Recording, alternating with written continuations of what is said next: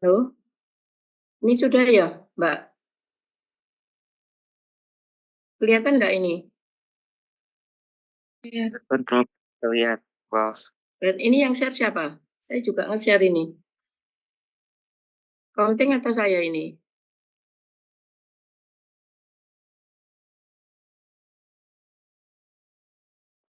Tulis layarnya komting dari kelas B, Prof. Atas nama Cynthia. Oh, ya udah. Udah ya, saya mulai ya. Oke, Sudah kelihatan ya, ini ya, jelas ya. Tambun, Prof. Oke, baik, selamat pagi. Assalamualaikum warahmatullahi wabarakatuh. Waalaikumsalam warahmatullahi wabarakatuh. Ya, sebetulnya kuliahnya Prof. Edik dulu ya. Jadi beliau tidak bisa sehingga saya ganti materi saya dulu. Jadi judulnya adalah sel dan organ yang berperan dalam sistem imun. Ya, jadi kalian tahu bahwa respon imun itu ada dua kategori, yaitu non spesifik dan spesifik. Yang non spesifik ini misalnya proses fagositosis, ya, penangkapan antigen yang masuk ke dalam tubuh. Kemudian yang spesifik ini dilakukan oleh sel-sel dan jaringan limfoid yang tergolong dalam sistem limforetikuler. Tuh, ya, lanjut.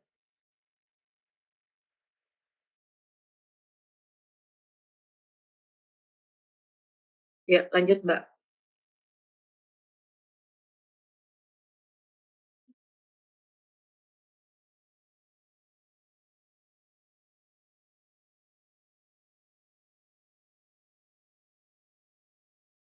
Ya, belum pindah ini.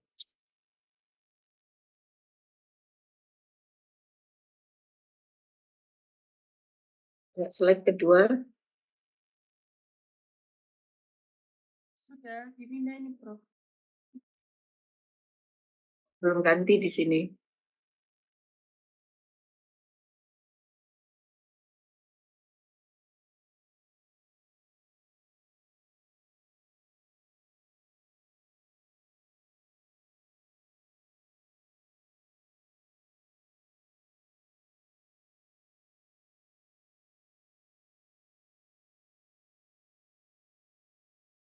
Ya,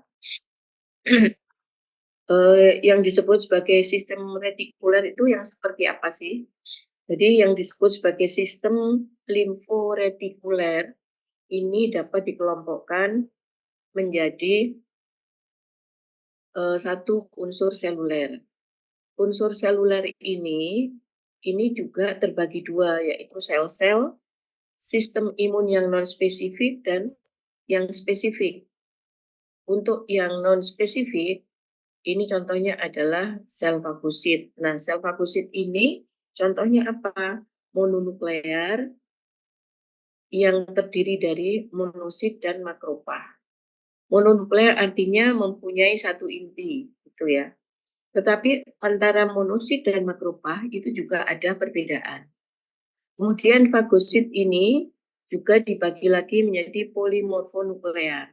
Selain mononuklear juga polimorfonuklear, artinya dia mempunyai banyak inti, lebih dari satu, sehingga disebut polimorfonuklear atau sering disebut sebagai granulosit. Nah, granulosit ini contohnya adalah neutrofil, eosinofil, basofil, itu contohnya itu.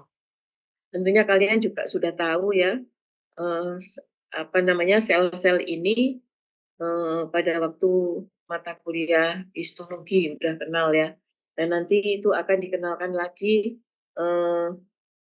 patologi klinik. Apa sudah dapat ini materi patologi klinik? Sudah. Sudah dapat?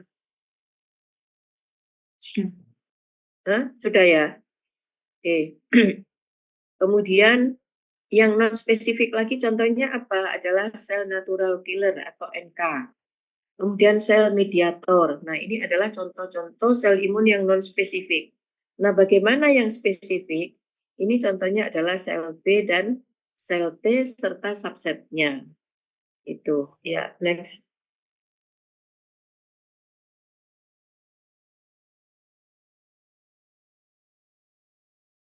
Ya, lanjut.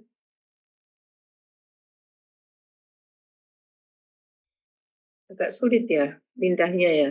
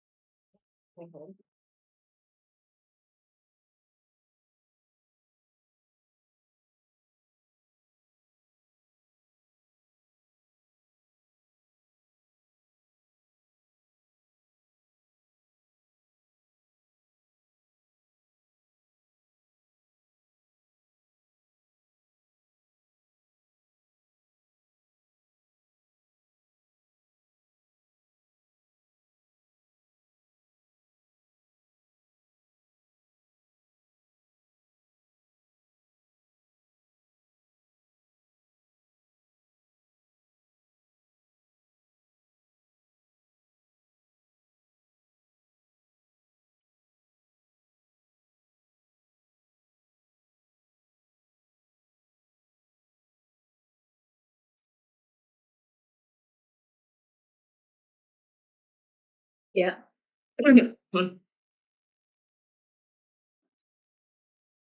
Ini slide ke berapa? Ketiga ya? Iya, Prof. Iya, oke. Nah, kemudian untuk pembagian daripada sel-sel tadi itu berawal dari mana? Dari sel asal multipten. Jadi sel asal 1 dan sel asal 2. Di mana yang sel asal 1 itu menghasilkan megakariosit, eritroid dan mieloid. Ya, kita kembali lagi untuk mengingat-ingat tentang pelajaran histologi. Kemudian yang megakariosit ini menghasilkan trombosit. Kemudian yang eritroid adalah eritrosit. Yang mieloid itu adalah menghasilkan makrofag dan granulosit.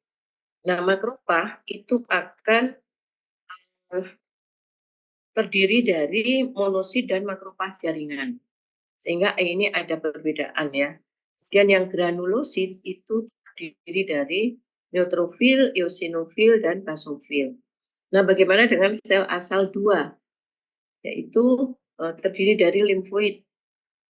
Nah, limfoid ini itu menghasilkan limfosit B dan limfosit T, di mana yang B ini akan menghasilkan sel plasma. Nah, sel plasma ini udah nggak bisa membelah lagi, jadi dia hanya memproduksi antibodi. Ya, lanjut.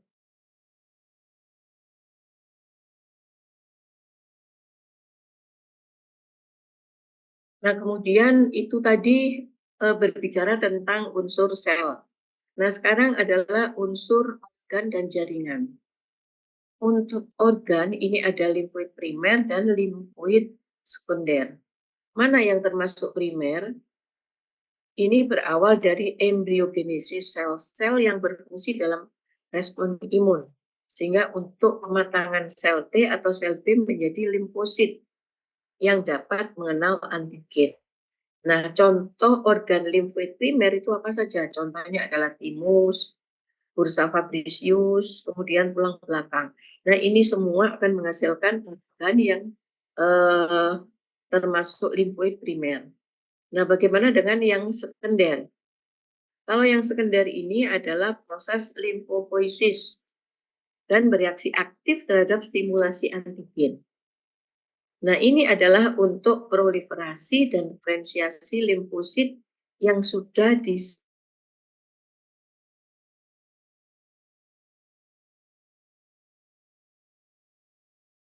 nah, ini termasuk organ limfoid yang sekunder. Ya, lanjut. Kemudian kita bahas sekarang sel-sel sistem imun yang non-spesifik. Sel fagosit. Sel fagosit ini ada yang mononuklear. Kita bahas dulu sel monosit dan makrofag. Monosit ini berasal dari sumsum tulang. Kemudian berproliferasi, akhirnya matang. Setelah matang dia masuk ke peredaran darah. Nah, kalau sudah berada dalam peredaran darah, maka ini disebut sebagai monosit. Fungsinya adalah sebagai fagosit. Nah, bagaimana dengan sel makrofag? Yang mana sel makrofag ini juga termasuk monosit. Jadi sel monosit setelah 24 jam bermigrasi dari peredaran darah ke berbagai jaringan, maka dia berdiferensiasi sehingga menjadi fix yang makrofag. Nah, ini letaknya di mana? Ada makrofag alveolar, ada sel Cooper, ada sel mikroglia, ada sel dendritik. Nah, sel-sel ini adalah sel monosit yang sudah bermigrasi selama 24 jam, sehingga itu disebut sebagai makrofag. Nah, kemudian ini akan hidup berbulan-bulan, ya. Ini pun fungsinya juga dapat memfagosit antigen. Jadi artinya sel-sel imun yang non-spesifik, walaupun itu fungsinya atau proses dia untuk bisa menjadi lebih sempurna, maka fungsinya adalah sama pada akhirnya. Cuman ini beda letaknya aja. Ya, yang sama apa? Intinya yang sama, hanya mempunyai satu inti. Gitu. Ya, lanjut.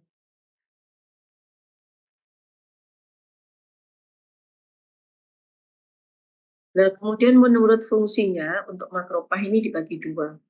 Ada fagosit profesional yang tugasnya adalah menghancurkan, ya.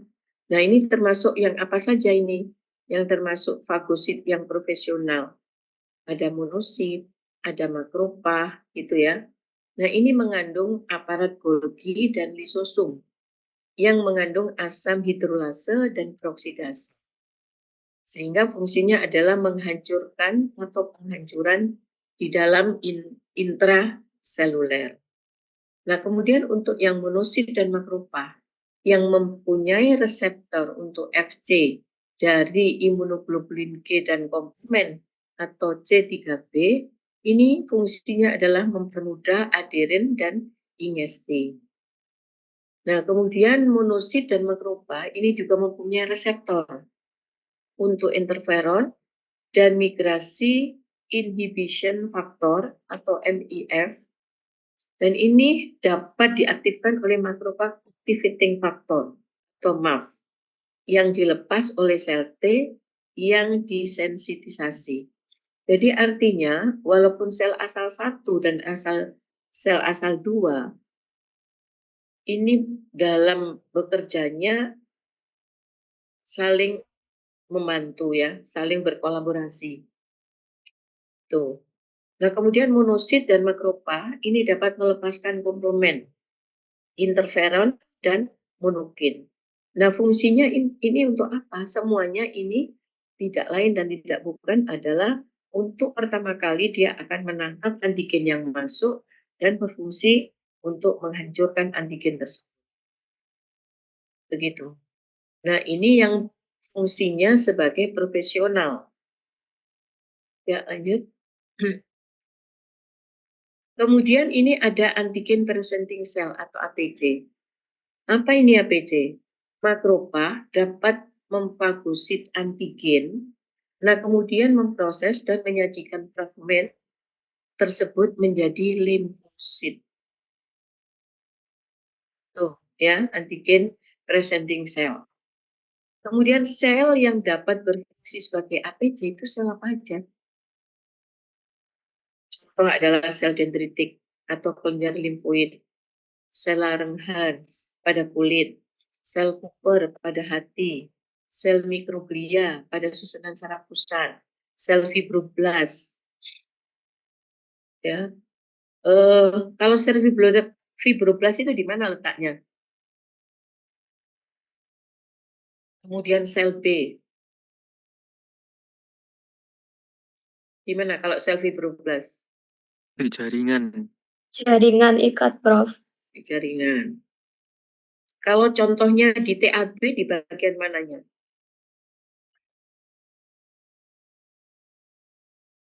Pada TAB, telur ayam berembrio. Karena sel fibroblast ini bisa digunakan untuk perbenihan tisu culture.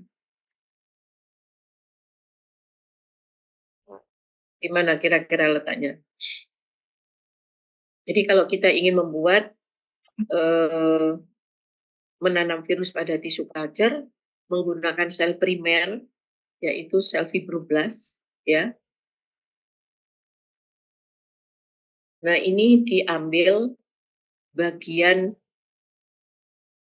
tengahnya. Artinya kepala dan leher itu dipotong, dihilangkan, sayapnya dipotong, dihilangkan, kemudian kakinya, cekernya itu juga dipotong, dihilangkan, kemudian semua organ dalam itu dihilangkan, ya. Jadi hanya bagian badannya itu saja, itu yang kemudian dilakukan tripsinasi sehingga jaringan itu akan berubah menjadi sel. Nah, sel itu disebut sebagai sel primer, yang itu dibiarkan dulu, setelah itu tumbuh monolayer, baru itu bisa ditanami virus. Itu, ya. Oke. Jadi apa yang termasuk APC ya ini tadi itu. Nah, kemudian apa sih sebetulnya APC? Nah, ini maka dapat memfagosit antigen dan kemudian memproses dan menyajikan fragmen tersebut kepada limfosit. Itu adalah definisi daripada APC. Ya, lanjut. Nah, sekarang adalah fagosit polimorfonuklear. Yang tadi adalah mononuklear. Nah, sekarang fagosit yang polimorfonuklear. Ini dibentuk dalam sumsum tulang. Hidupnya selama 2-3 hari. Fungsinya sama, yaitu sebagai fagositosis. Nah, bersama dengan antibodi dan komplement, maka ini berperan dalam inflamasi akut. Itu, ya. Fungsi utamanya itu. Nah, kemudian contohnya adalah neutrofil. Sekarang fungsinya apa neutrofil? Ternyata neutrofil juga berfungsi sebagai fagositosis. Jadi membunuh dan menyingkirkan mikroorganisme, ya, sehingga disebut sebagai respon imun non-spesifik. Nah, neutrofil ini juga mempunyai reseptor untuk Fc imunoglobulin dan C3b. Kemudian neutrofil dapat menuju daerah radang, ya. Karena apa? Karena dirangsang oleh faktor kemotaktik yang dilepas oleh komplement atau limfosit teraktivasi.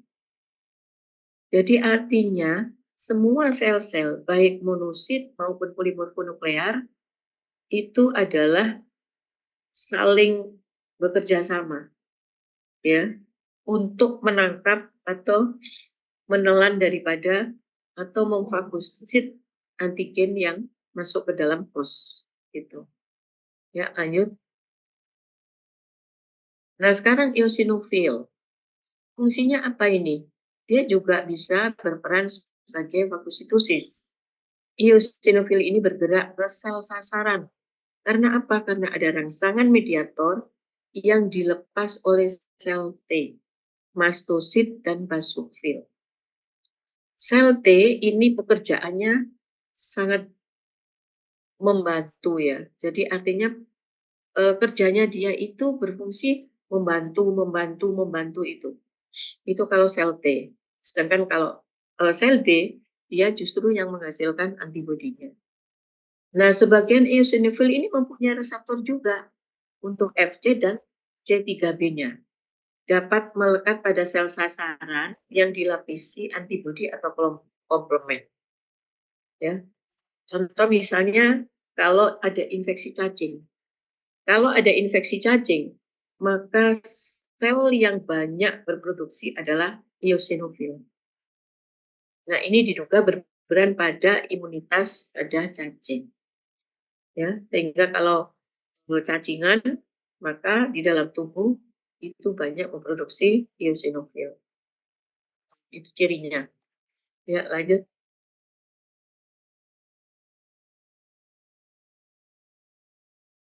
Nah, sekarang sel nol atau sel populasi ketiga atau non T dan non B. Jadi ini ada sel T dan sel B, tapi ada juga non T dan non B. Limfosit yang tidak mempunyai antigen permukaan sel T seperti sel T dan sel B, ini berupa large granular limfosit. Ya. Jadi ini yang termasuk sebagai sel nol. Ini mempunyai antigen permukaan CD2, CD16 ya, tapi tidak mempunyai CD3. Nah, contohnya apa sih sebetulnya sel nol itu? Contohnya adalah sel NK, sel killer. Nah, apa bedanya? Kalau NK natural killer ini dapat membunuh sel tumor dan sel yang mengandung virus dengan cara non-spesifik tanpa bantuan antibodi. Sedangkan yang killer ini merupakan efektor antibody dependent cellular cytotoxicity atau ADSS yang dapat membunuh sel tersebut secara non-spesifik dan hanya bila sel sasaran dilapisi oleh antibody. Kalau sel sasaran ini dilapisi antibody, maka yang bekerja di sini adalah sel killer dalam dia menangkap mangsanya tadi. Gitu. Tapi dia non spesifik ya. Itu. Oke, lanjut. Termasuk imun non spesifik. Kemudian ada sel mediator. Isinya apa? Sel mediator itu adalah basofil dan mastosit. Nah, kalau sel basofil ini fungsinya sebagai sel mediator dan diduga juga sebagai sel fagosit. Tuh. Nah, sel mastosit ini sebetulnya juga basofil, tetapi hanya terdapat dalam jaringan. Jadi basofil yang ada di dalam jaringan itu disebut sebagai sel mastosit. Fungsinya apa? Dia mempunyai aktivitas biologik. Jadi meningkatkan permeabilitas vaskuler, respon inflamasi, dan mengerutkan otot polos bronkus. Ini fungsi daripada mastosit. Nah, kemudian ada butir-butir ada dalam sel tersebut, ini mengandung histamin, hiperin, eosinofil, kemotaktik faktor, gitu. Ya. Nah, mempunyai reseptor untuk Fc imunoglobulin G, E, CD3B, ya. Nah, ini hanya dipunyai pada mastosit. Gitu. Jadi ini membahas sel-sel yang berperan dalam imunologi. Ternyata sebegitu uniknya, sebegitu rumitnya, dan dia mempunyai tugas masing-masing. Dan ini Anda harus hafal ya. Kalau nggak hafal nggak bisa. Karena apa? Nanti ke depannya, step by step, untuk materi perkuliahan, ini ada kesinambungannya. Kalau ini aja nggak hafal, ini jujur materi ini adalah materi hafalan. Sambil dibayangkan. Jadi kalau kalian belajar, itu dihafalkan, tapi juga sambil dibayangkan supaya termemori di otak Anda untuk melihat fungsi dari masing-masing sel tersebut. Itu. Ya, ini masih gampang, pelajaran masih gampang karena masih menghafalkan. Ya, oke lanjut. Kemudian trombosit. Trombosit ini apa? Fungsinya berperan pada pembekuan darah dan inflamasi, sehingga mempunyai reseptor untuk imunoglobulin G dan imunoglobulin E. Jadi untuk kasus-kasus demam berdarah, ya, pada virus dengue, nah ini akan menyerang sel-sel trombositnya ini, sehingga sel trombosit ini rendah. Kalau trombositnya rendah, maka peran dari trombosit ini kan fungsinya adalah membuka darah, ya, Sedangkan kalau orang terkena demam berdarah, ini akan mengeluarkan banyak darah dari semua lubang, ya. Karena apa? Trombositnya ini sangat rendah, sehingga penanganannya ya trombositnya harus ditinggikan.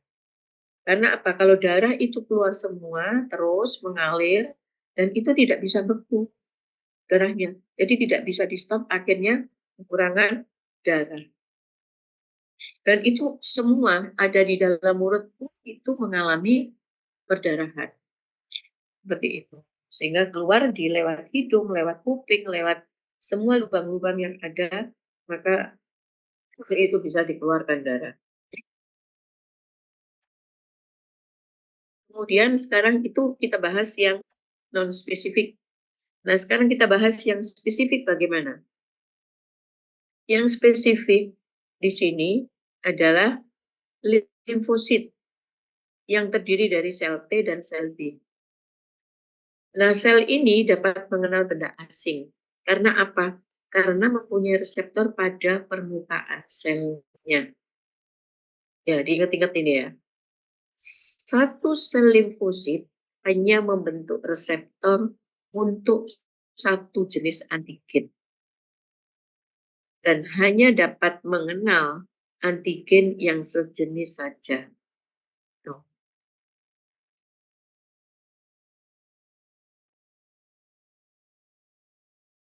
Ya, lanjut.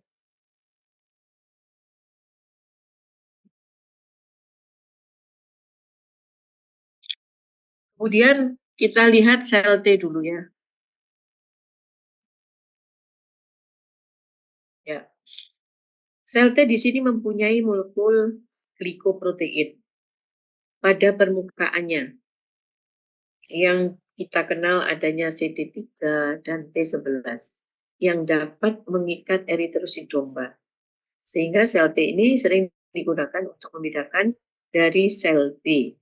Fungsinya secara umum membantu sel B dalam produksi antibodi. Ya.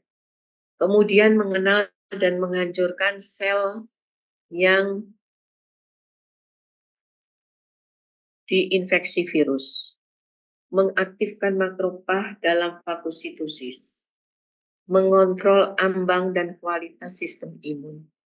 Jadi secara umum fungsi dari sel T ini fungsinya adalah membantu gitu. Apapun dia bantu. Baik itu yang non spesifik dan baik yang itu spesifik. Baik yang mononuklear dan baik yang polimorfonuklear. Tuh, bedanya itu dengan sel B. Ya, lanjut. Nah, sel T ini terdiri dari beberapa subset. Ada sel TH atau T helper, ada sel TS atau sel supresor. Nah, ini juga punya peran yang beda-beda. Untuk sel TH, ini menolong sel B ya dalam memproduksi antibodi. Kemudian berperan terhadap sel TC dalam mengenal sel yang diinfeksi virus. Kemudian melepas limfokin yang mengaktifkan makrofag dan sel-sel yang lain. Sedangkan sel TS atau sel T supresor ini berperan menekan aktivitas sel T yang lain dan sel B.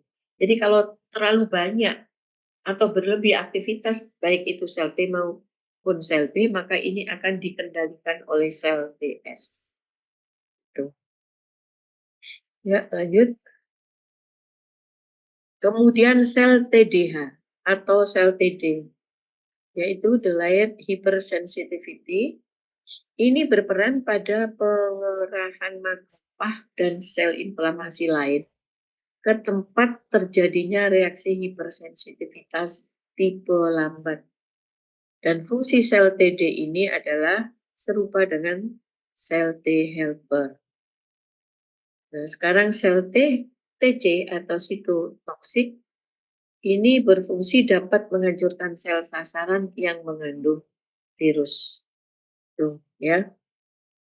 untuk yang TC, ya.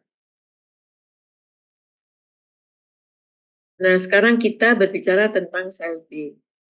Sel B ini sel yang dapat membentuk imunoglobulin.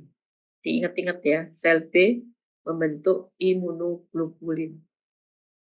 5-15% dari jumlah limfosit dalam sirkulasi tidak termasuk sel B prekursor yang tidak mempunyai surface imunoglobulin.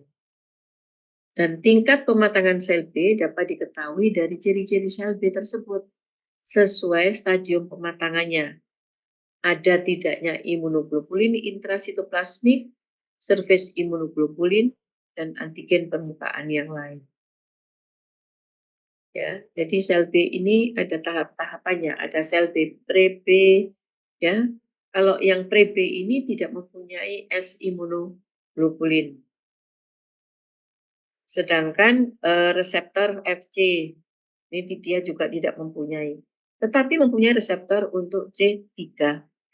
Itu yang sel pre-B, itu ya. Ya, lanjut. Nah, pada pematangan lebih lanjut, ini sel B menjadi sel B imatur. Nah, ini baru mempunyai imunoglobulin M, monomer pada permukaan selnya. Ya, jadi kalau habis vaksinasi, setelah divaksin, maka minggu pertama yang terbentuk di sini adalah pematangan dari sel B imatur. Jadi tubuh akan membentuk imunoglobulin M. Nah, pada sel B matang yang tidak teraktivasi, terdapat S imunoglobulin N dan S imunoglobulin D atau salah satunya yang tidak teraktivasi. Nah, kemudian sel B yang matang yang teraktivasi ini menghasilkan S imunoglobulin D menghilang diganti S imunoglobulin G, kemudian imunoglobulin A dan imunoglobulin E, dan muncul molekul-molekul permukaan yang lain. Ya, misalnya reseptor IL-2, reseptor transferin, reseptor BCGF. Nah, kalau sel B itu sudah matang, maka dia mulai beraksi seperti itu. Ya, maka banyak molekul-molekul lain yang itu bermunculan. Nah, ada lagi yang sel B virgin yang termasuk dalam sumsum tulang. Nah, di sini dia mempunyai respon lebih lambat daripada sel B dalam jaringan limfoid primer yang virgin. Jadi kerjanya lebih lambat ya daripada sel B yang ada dalam jaringan limfoid primer, perifer, sorry. Ya, lanjut.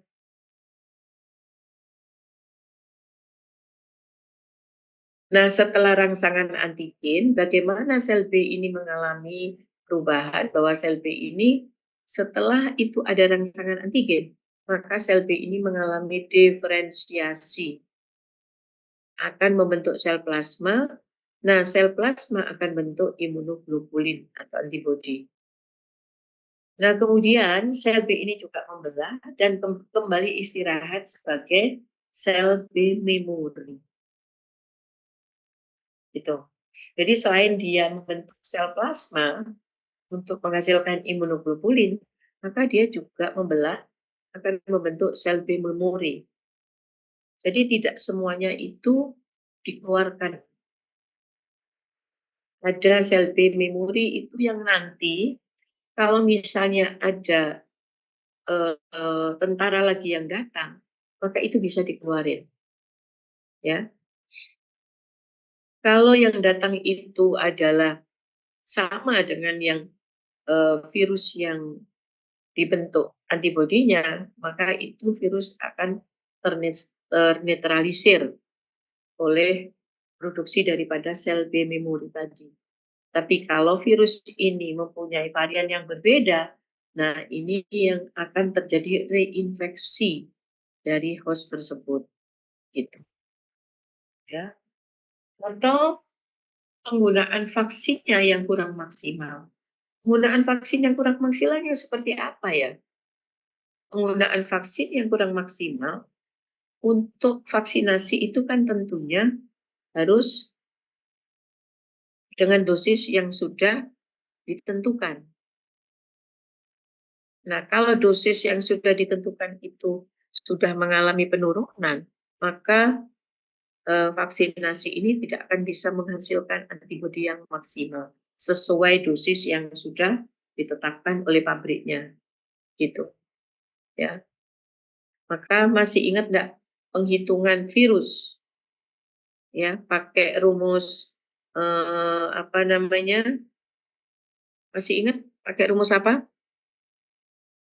Penghitungan virus pakai rumus apa? Rumus Kalber dan apa satunya?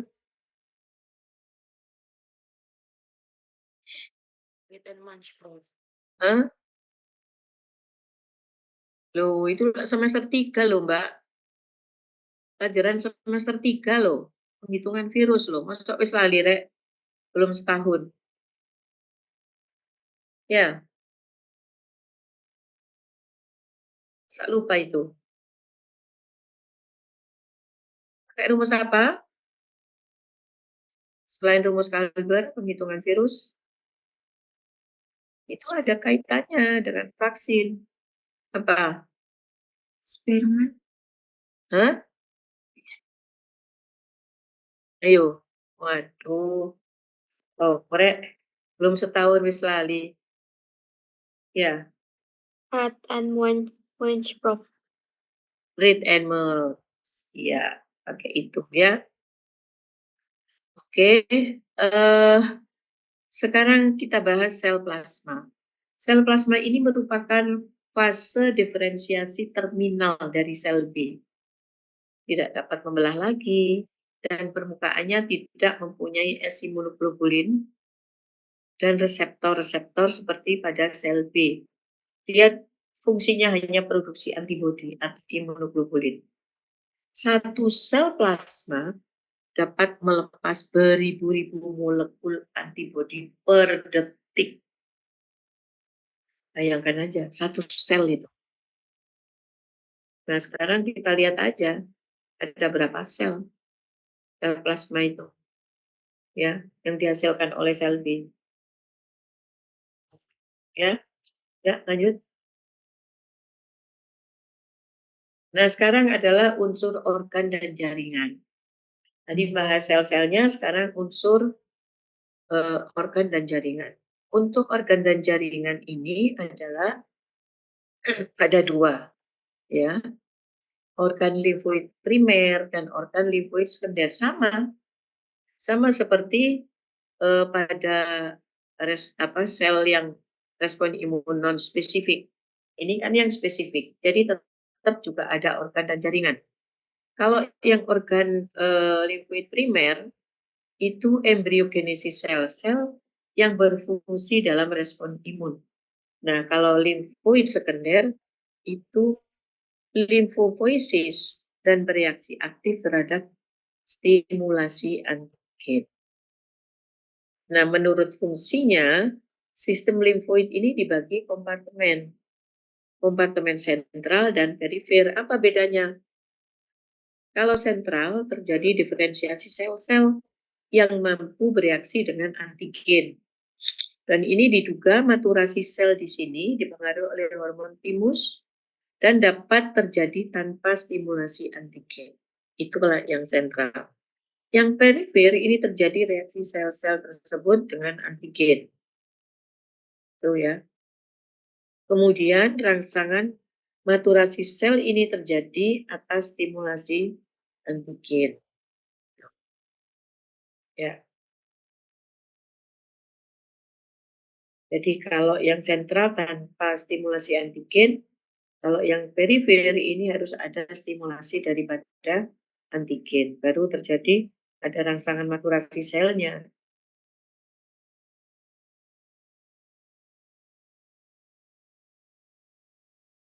Baik, lanjut.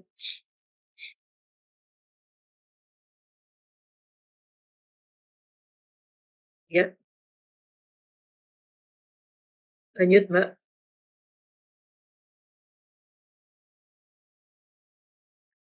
Balik lagi.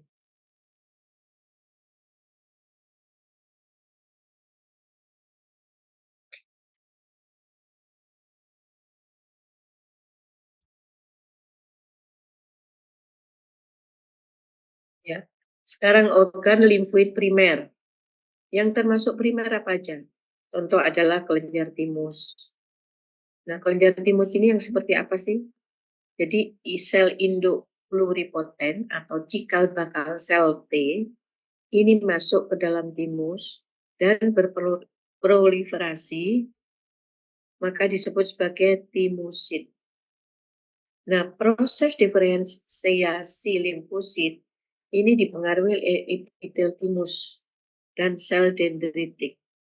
Sehingga dalam proses maturasinya, kalau sel T itu sudah matang, ini akan masuk ke dalam sirkulasi dan menetap dalam organ limfoid perifer. Itu. Ya, hilang lagi nih.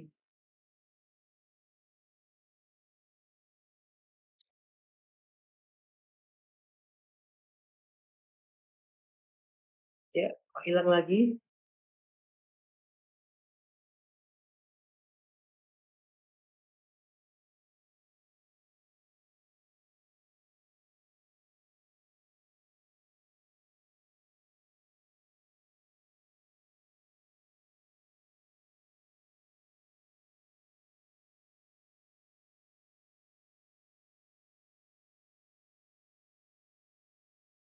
Ya, udah pakai ini aja wis. Pak kelihatan ini? Kelihatan, Prof. Ya, udah ini aja. Mana tadi? Nah, ini ya.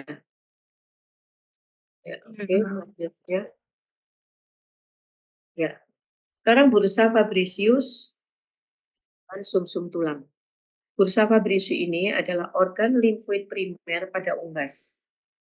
Ya, di mana sel induk pluripoten yang masuk bursa Fabricius, maka ini berada di dalam sel B.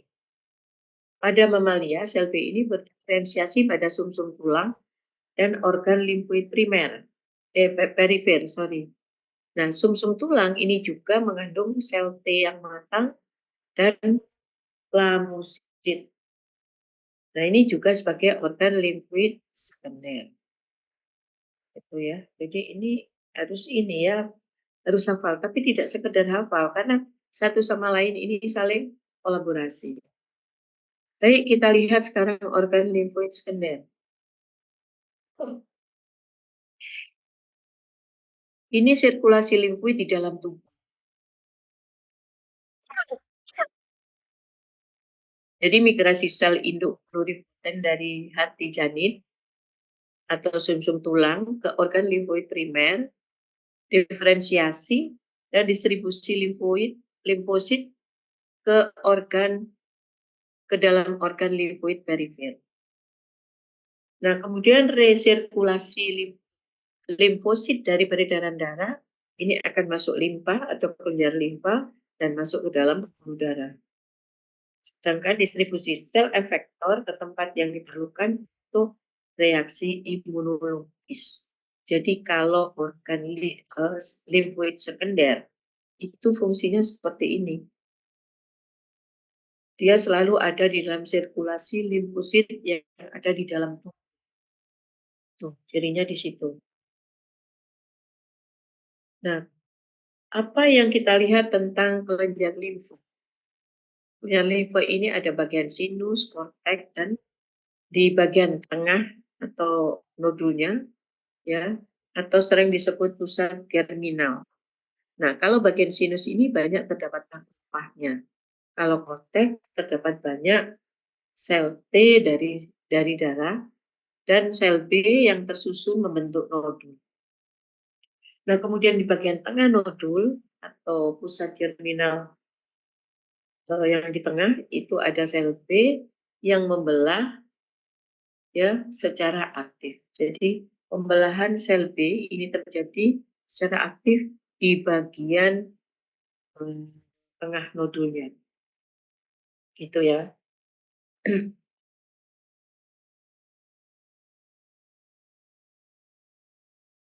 Ya, pada pusat germinalnya ini juga terdapat sel dendritik yang mempunyai reseptor untuk C3, kemudian Fc imunoglobulin G, sehingga antigen yang tidak diproses dapat dipertahankan dalam bentuk kompleks antigen, antibodi, dan komplement yang itu saling berikatan. Setelah beberapa bulan kemudian dan sewaktu-waktu akan dilepas. Setelah dilepas, maka akan ditangkap dan diproses oleh APC. Sehingga disajikan kepada sel T, dan sel T merangsang sel B memori untuk berproliferasi. Jadi proses bagaimana kepentingan sel B memori itu berfungsi. Jadi pada saat ada tentara yang masuk, maka prosesnya itu sampai sel B memori ini mengalami proliferasi itu serumit ini prosesnya, ya. Jadi awal dipengaruhi ada di dalam pusat germinalnya, itu. Nah kemudian limpa ada pulpa merah, pulpa putih, gitu ya. Yang merah itu tempat penghancuran eritrosit, yang putih adalah terdiri dari jaringan limfoid. Itu bedanya yang pulpa merah dan putih. Ini sudah Anda kenal di histologi ya. Kemudian di dalam limpa ini terdapat apa? Ternyata di limpa ini juga terdapat sel limfosit T dan limfosit B. Ini teraktivasi dan tidak teraktivasi. Jadi sel dendritik dan makrofag ini sebagai APC-nya yang menyajikan antigen kepada sel B. Ya.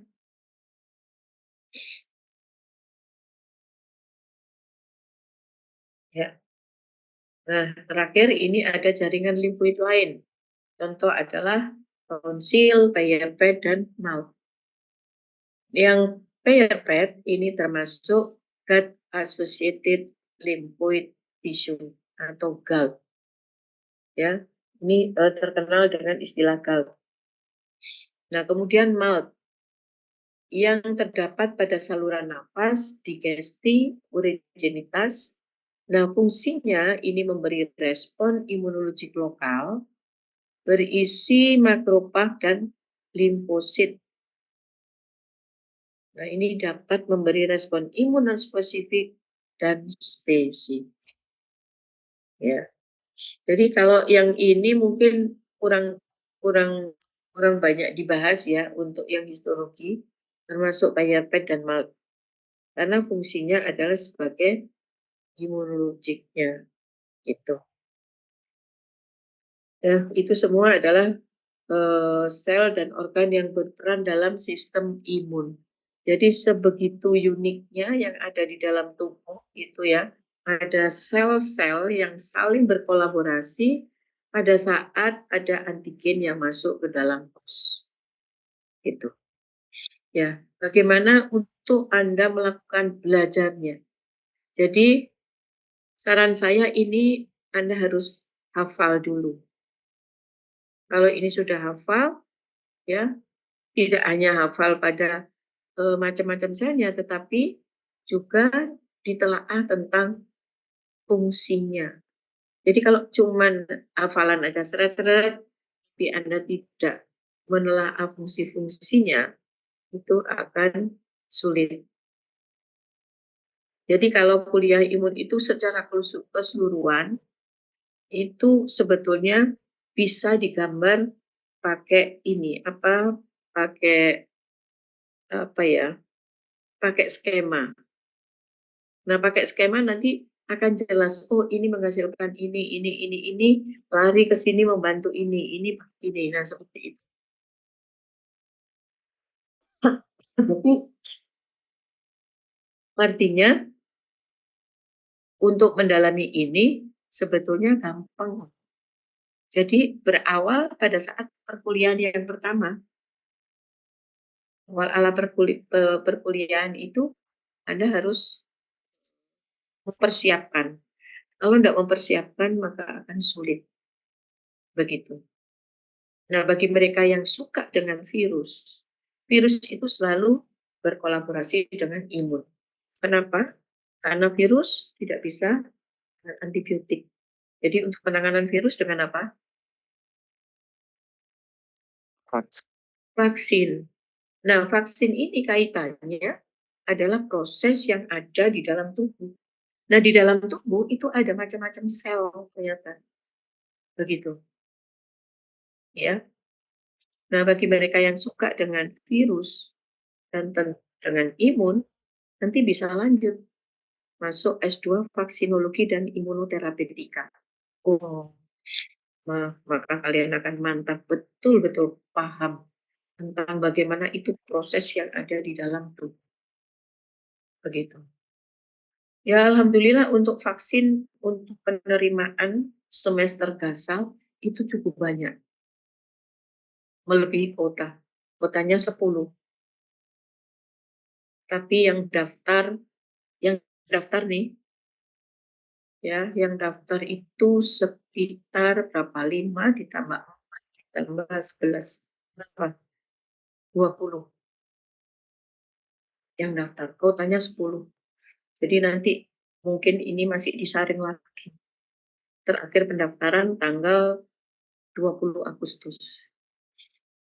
Jadi mungkin ini ada perketatan ya. Ada perketatan untuk penerimaan karena udah melebihi kuota. Dan kebanyakan yang dapat beasiswa PMDSU itu banyak yang mendaftar dari vaksin. Jadi kuliah S2 di vaksinologi only 1 tahun. Lanjut S3 itu kan 3 tahun. Ya. Jadi S2-nya dilalui aja, gitu aja. Langsung ambil S3 3 tahun, jadi 4 tahun Anda sudah mendapatkan gelar S1, dokter hewan, magister, dan S3. Sekarang Anda umur berapa? Umur berapa? 21. Wah, masih muda sekali umur segitu. Ya. Sebelum 30 sudah dapat banyak gelar itu. Ya, model-model anak sekarang banyak kan yang seperti itu. Seperti siapa yang di YouTube itu siapa? Siapa itu? Itu S1-nya 6, S2-nya 3, S3-nya sekolah lagi dia di Chulalongkorn. Nah, itu jenius itu. Gimana itu? Ngatur akhirnya gimana itu? Ya, jadi di luar kemampuan manusia normal kayaknya ya. Tapi menurut saya tergantung itu niat saudara. Kalau niat apapun itu bisa ditempuh dan itu tidak ada kesulitan. Jadi yang tidak suka imun, yang menganggap imun itu sulit, itu sebetulnya enggak. Jadi harus didalami. Oh ternyata enggak enggak sulit juga. Jadi bagi mereka yang suka otak-atik gitu ya, itu senang belajar imun gitu. Ya, tapi tidak semuanya sih punya passion masing-masing. Oke, ada pertanyaan mungkin? Ya, belum ya, masih awal-awal ya. Ya, biasanya pertanyaan itu timbul setelah UTS. Siap-siap ya, barangkali nanti UTS-nya soalnya beda dengan yang tahun-tahun sebelumnya. Karena ini ada hadiah kayaknya ya, hadiah 17 Agustus ini ya. Soal-soal dirombak semua. Jadi ada pembaruan soal. Jadi artinya boleh sih belajar soal lama, tetapi jangan dihafalkan jawabannya. Itu, ya. akan dirombak nih untuk hadiah 17 Agustus dengan presiden yang baru. Nah, selamat ya. Selamat belajar semakin giat dan semangat. Oke, kalau tidak ada pertanyaan, saya akhiri dulu ya. Ini untuk 21, 22, 23 kuliahnya masih online ya? Iya, masih online. Oke, baik. Terima kasih atas kehadirannya dan partisipasinya. Semoga Anda semakin giat belajar dan mendapatkan nilai yang bagus nanti TS-nya. Oke, saya akhiri. Selamat pagi. Assalamualaikum warahmatullahi wabarakatuh. Waalaikumsalam. Saya kirim ya. Ya, oke. Terima kasih, Prof. Ya, sama-sama. Saya Liv ya.